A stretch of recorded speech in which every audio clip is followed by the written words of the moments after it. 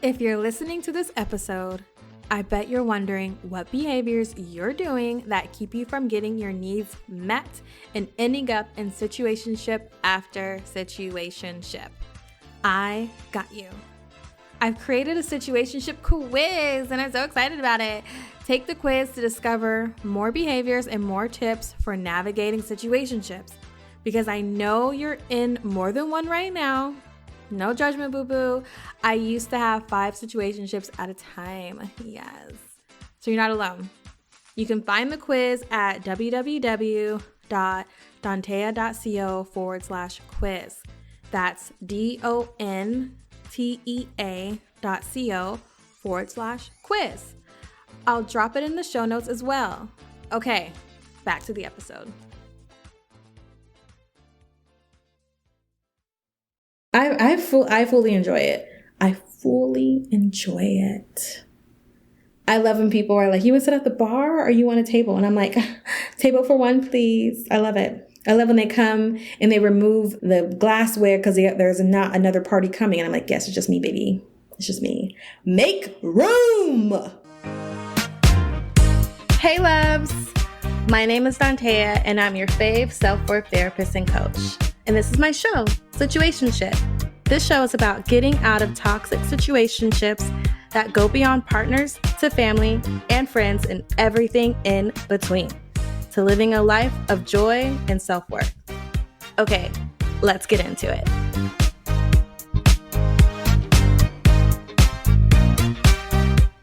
I think I'm excited to talk about this episode today with you loves. I think I'm excited.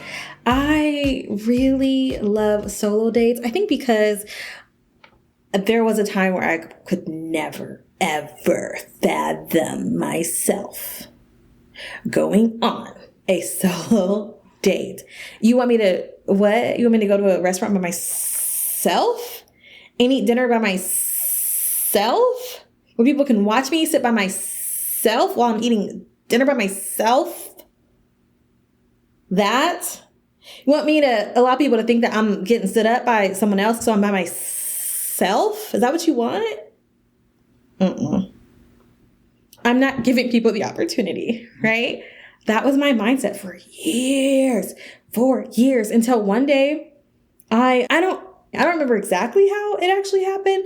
It could have been because I had a friend at that time where I remember she very much hated being by herself. And I think she said I can never go eat by myself. Or maybe that happened, or it could have even been me just really, it was either seeing a movie or wanting to go to a restaurant and no one could go with me. And I think that's what it was. And I think I'm like, you know what? I'm just going to go. And I ended up loving it. Do you hear me? I loved it. Like, I loved it. That transferred to me going shopping by myself. Now I prefer to go shopping by myself. Now I haven't gone on like a shopping spree in a long time. However, if I know I need to go to the mall and I need to hit the store, I want to go by myself because I don't want to hear anybody saying, can we sit down? Or I don't like the store. How long are you going to be? Or are you going to try on all those clothes? Or are you going to get anything? And also a lot of money. You're spending money. Or, it's not enough. It's not a lot of money. You can afford it. No, because she, me, her. I like to get to the mall when they open, baby. I want to be standing there with Mervin as he is unlocking the door. That's what I want to be doing. Like, oh, hey, how are the kids? How's the wife? How's the husband? That's what I want to be doing. That I'm there when you're there. I'm here where everything's fresh and organized and already hung up, for me, like waiting for me. So yeah, I fully enjoy it. I fully enjoy it. I love when people are like, you want to sit at the bar or you want a table? And I'm like, table for one, please. I love it. I love when they come and they remove the glassware because there's not another party coming. And I'm like, yes, it's just me, baby. It's just me. Make room. Drums, please. Right? Like, it feels really good. There's this thing about solo dating and there's also dating yourself. And I look at them very similarly. And I think they are both important, however you want to slice it up. Or maybe you want to combine it, there's also that option too. So Both solo dates and dating yourself are important for personal growth and self-care, right? I'm going to tell you why. Solo dates give you the opportunity to explore your own interest, or as my partner says, interest, recharge, and enjoy quality time alone. Really, like you get to know your interests. You do get to recharge. Like when you're sitting by yourself, eating dinner, having lunch, just walking around the city, like you can recharge. You're not feeding into someone. Someone's not pouring into you. You're just within your own orbit, your own energy, your own, what am I going to take in? What am I not? Right? It is recharging. You get to just really be with yourself, enjoy quality time alone. If you struggle to enjoy time alone, these are the steps that help practice that, right? Now I could go deeper. Like if you don't really enjoy being with yourself, journal about that, work with someone about that, get curious about what are the things that happen when I'm by myself that I do not like, all the things, right? Is it because I'm just scared in the house by myself? Is it because I don't like the thoughts that come up? Is because I feel like it's like a blaring sign that no one loves me and I'm all alone. I'm all alone. There's no one here beside me. My problems have all gone, right? Like, what is it? What is it? Get curious about that. So moving forward, on these solo dates, it's also a chance for self-reflection, which personally, I love to do that when I'm just bopping around town. It's a chance for self-discovery. It's helping you understand your wants, your needs, and your desires. Truly. Like, it just gets me excited just talking about it. Like, getting to know your wants, getting to know your needs and your desires, like that. Triple winner, chicken dinner, right? Like, yes. On the other hand, dating yourself is about treating yourself. And again, I think there's overlap, and I'll just separate it just in case maybe there's not. I don't know. Let me know your thoughts. Anyways, so on the other hand, dating yourself is about treating yourself the way you would want to be treated in romantic relationships, right? I do know people who believe, and sometimes I do this too. I don't know how deep I take it. I know like in friendships, you could say, oh, let's have a lunch date, right? Do we mean date like we're going to court each other? Even if it's not romantic, like, are we going to court each other? Am I going to pay for you, blah, blah, blah? Is it just we're just saying a date because we don't know what else to call it, Or maybe just date as how it's actually meant to be used. Speaking of, let's look up the definition of a date. Definition of date. What does a date actually mean? So from Oxford, it means, okay, no, that's not what we want. Okay, so you're probably like, what's it say? I'll tell you. So date, as a noun, the day of the month or year as specified by a number. Yes, what's today's date? Got it. Okay. Number 2, also a noun, a social or romantic appointment. It's an appointment or engagement. So a college student on a date with someone he met in class. Or it's Friday at 11, which is time for your dick appointment. He should be arriving. They should be arriving sometime soon. Verb, date. Establish or ascertain the date of an object or event. Okay. That's what date means. So, an appointment. We're making an appointment, arrangement, engagement. So yeah, date. If you're listening to this episode, I bet you're wondering what behaviors you're doing that keep you from getting your needs met and ending up in situationship after situationship. I got you. I've created a situationship quiz and I'm so excited about it. Take the quiz to discover more behaviors and more tips for navigating situationships, because I know you're in more than one right now. No judgment, boo-boo. I used to have 5 situationships at a time. Yes. So you're not alone. You can find the quiz at www.dontea.co/quiz. That's dontea.co/quiz. I'll drop it in the show notes as well. Okay, back to the episode.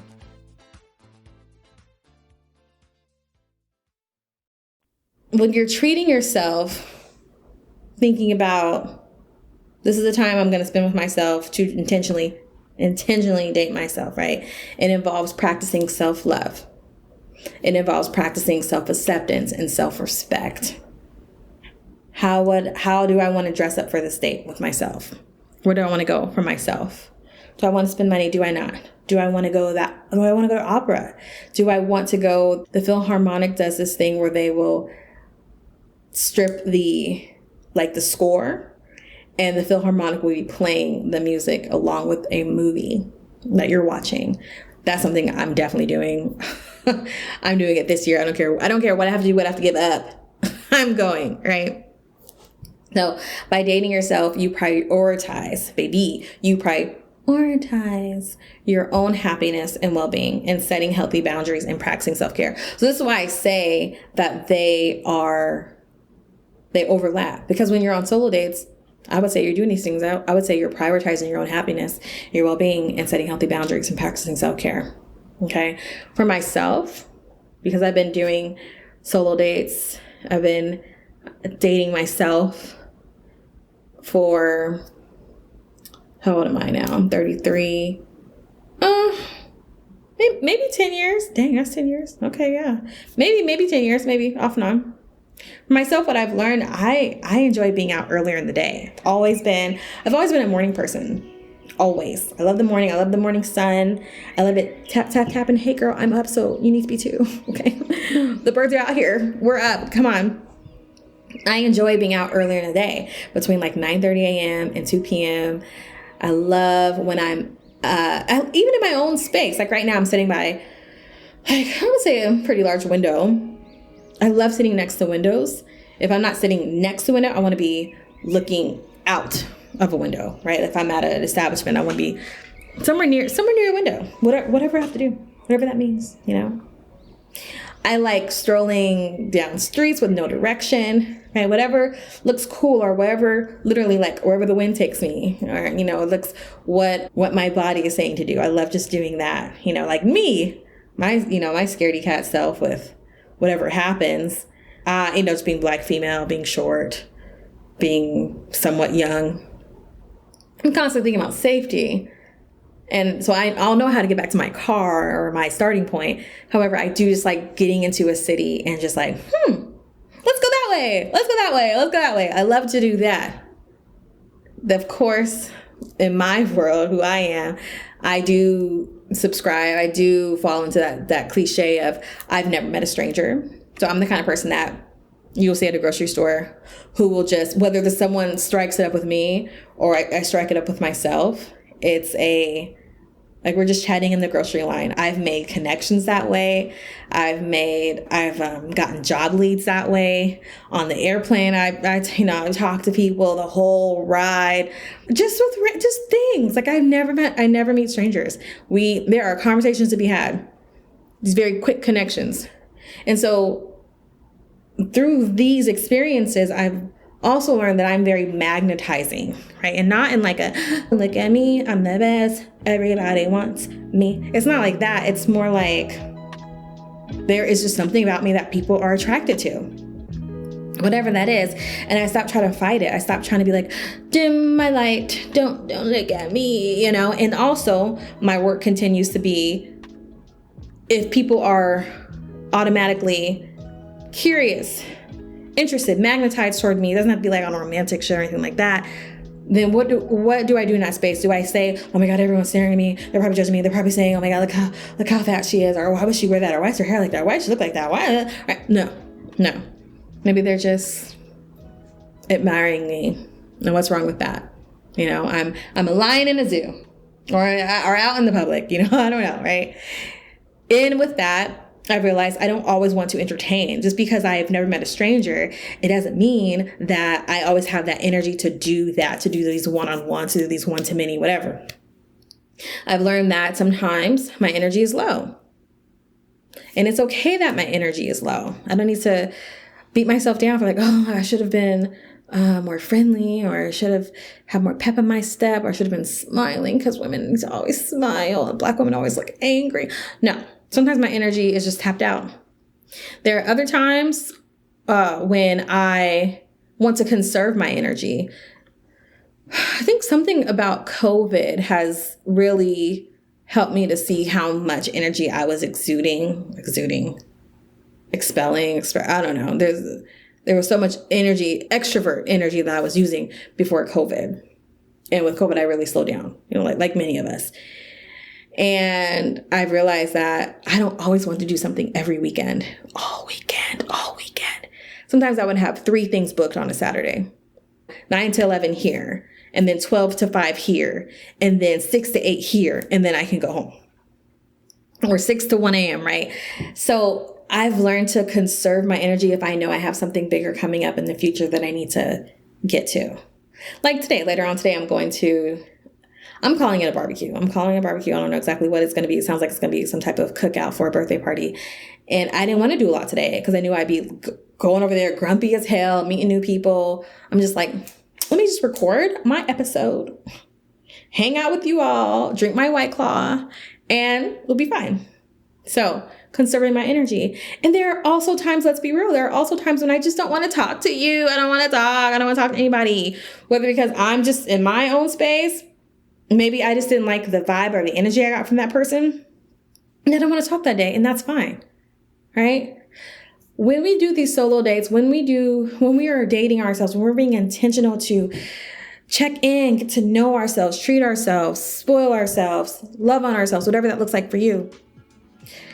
Really think about like how many times do you truly get to make decisions for yourself? As women, we make decisions for people. We make decisions for things. We make decisions for our family. If you're married, you have a spouse, kids, right? Manager, whatever. Like we are constantly making sure the world goes round. So I don't just mean work decisions for your staff, for yourself. I don't just mean, okay, what groceries am I getting today? And I mean, what job am I going to apply for? Okay, we have family dinner every Sunday and I'm expected to do this. And let me think what everyone wants. I'm talking about outside of those kind of decisions. I mean, do you want to go left, right, up, or down? If you're walking around the city streets, if you get to a place and like a concert and it's open seating, where do you want to go? What do you want to do? What do you want to do? What do you want to do? What do you want to do? Do you want to stay up late? Do you want to have seconds? Do you want to order the steak? Because now you're not worried about if your date has enough money to cover the steak. Are you, when you're just on solo dates dating yourself, are you wearing those outfits where your titties are just bouncing, like just like boom, boom, boom, boom. I have boobies. Look at my cleavage, right? Like just out because they're out. And allow them to bounce and be joyous, in the dress and the shirt, whatever it is, without someone feeling and mistaking you for a sex worker, which happened to me in my elevator. I was like, what the hell? Now, nothing wrong with sex workers. I actually work with sex workers in my practice, and I love it. What I'm saying is, I don't want you to feel like, oh, by having my titties out, it's a negative thing, and I can't do that. But I really like to have my titties out because I love the way it makes me look and feel. That's what I want you to go with. Go with because I love the way it makes me look and feel, not because of what everyone else is going to think. Making decisions for self that align with self, right? That align with growth, that align with needs, wants, and desires, right? Maybe you want to feel desired. Maybe you want to go to a bar and you like look really hot that day and you want to see what happens, right? You know what I mean? Like, get up in there, explore, experience. And these things come out of dating ourselves. These things come out of solo dates, just really being with yourself. You're not tending to so many different personalities, right? Okay. And I will tell the elevator story for another time, or you can tell me if you want to hear that story because that was hilarious. So these dates are all about you. I truly think you'll surprise yourself of the interest that you may find, that you like, that you enjoy, that you don't. Nah, it's not my thing. It used to be my thing. Maybe it's never my thing. I've tried it and I don't like it. Okay. So when you're on a date with someone, you're able to tap into that free bird energy and say like, hey, I know what I want. Right? Versus like, well, I'm not sure, or really thinking about what should I say that I know will fit with what they want or won't make them look at me strange. Really, you know what you want. You go on this date, and because you've done solo dates and dating yourself, you can say, well, what I want is for you to take me by my hand while we cross the street. That's it. Maybe it's because you liked it. Maybe because you realized when you crossed the street, how nice would it be if someone was holding your hand? Maybe there's a part of you that likes to feel protected, and crossing the street can be very anxiety provoking for you. Me? I have anxiety every single time I go down an escalator. It's usually going down. Going up, I feel more confident, not as much, but I am that person that will hold up the line. Like there will be a line behind me because I'm like, I need to time this right. I don't want to get sucked into in between the steps. I don't want to fall. I have so many escalator stories. I even lost a shoe on an escalator. Granted, were my shoes hella old? Yes. Did the bottom of the shoe fall off and was left me behind an escalator? Yes. And I would love if someone held my hand getting on an escalator. I'd be like, oh my God, thank you. Right? These are the things that you learn about yourself. Maybe when you were on your solo date, you found out you like to skip anytime you go through a crosswalk. And now that we're on a date, we could say, okay, don't skip because that's going to be weird. They're going to think I'm weird. No, you skip to your loo because that's what you like to do in crosswalks. And you do that, okay? Do it on your date too. I hope that this short yet powerful example was helpful for you to understand what we can do on our solo dates, what we can look forward to, what we can look forward to experiencing, all the things.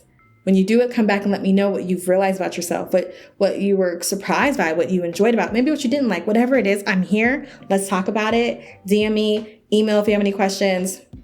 And I'll see you next time. Bye. Thank you for listening to the show, loves. This show was produced by Mackenzie Mazzell and me, Dantea. If you got a question you'd like me to answer, which I know you do, please send it to dantea@soireesandtherapy.com. That's SOIREES for soirees. When you do that, the answer might just become an episode, and I would love to keep talking about your question. Want to work with me? The link is in the show notes. I'll see you there, and I'll see you in the next episode. Okay,